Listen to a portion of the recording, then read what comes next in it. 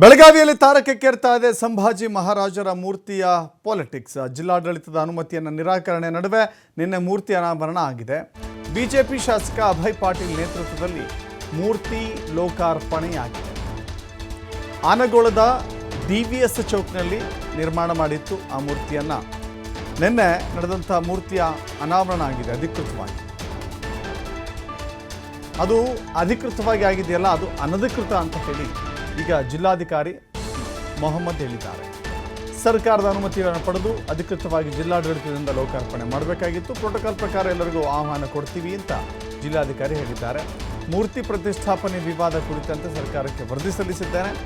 ಸರ್ಕಾರ ಅನುಮತಿ ನೀಡಿದ ಮೇಲೆ ವಿಜೃಂಭಣೆಯಿಂದ ಅನಾವರಣ ಆಗುತ್ತೆ. ಈಗಾಗಲೇ ಮೂರ್ತಿ ಅನಾವರಣ ಆಗಿದೆ, ಅದನ್ನು ಕವರ್ ಮಾಡಲಿಕ್ಕೆ ಆಗಲ್ಲ ಅಂತ ಅಧಿಕಾರಿಗಳ ಮೇಲೆ ಯಾರೂ ಕೂಡ ಒತ್ತಡ ಹಾಕಬಾರದು ಅಂತ DC ಹೇಳಿದ್ದಾರೆ.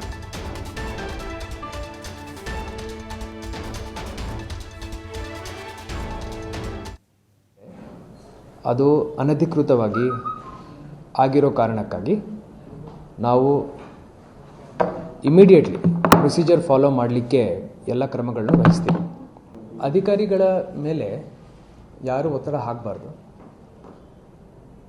ಅಧಿಕಾರಿಗಳು ಏನು ಮಾಡಲಿಕ್ಕಿದೆ, ಅವರು ಬರೀ ಕಾನೂನು ಫಾಲೋ ಮಾಡಬೇಕು.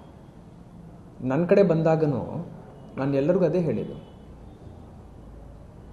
ಒಂದು ದಿವಸ ಸಮಯ ಕೊಟ್ಟು ನೀವು ಪ್ರೊಸೀಜರ್ ಫಾಲೋ ಮಾಡಿ ಅಂದರೆ ಆ ರೀತಿ ಮಾಡಲಿಕ್ಕೆ ಆಗಲ್ಲ, ಸಮಯ ತಗೊಳ್ಳುತ್ತೆ.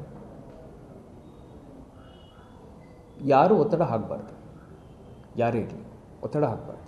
ನಾವು ಸದಾ ಎಲ್ಲರನ್ನೂ ವಿಶ್ವಾಸಕ್ಕೆ ತಗೊಂಡೇ ಕೆಲಸ ಮಾಡ್ತಾ ಇರ್ತೀವಿ. ನಾನು ಬಂದಾಗಿಂದ ನಮ್ಮ ಇಡೀ ವ್ಯವಸ್ಥೆ ಒಂದಾಗಿ ಕೆಲಸ ಮಾಡ್ತಾಯಿದೆ.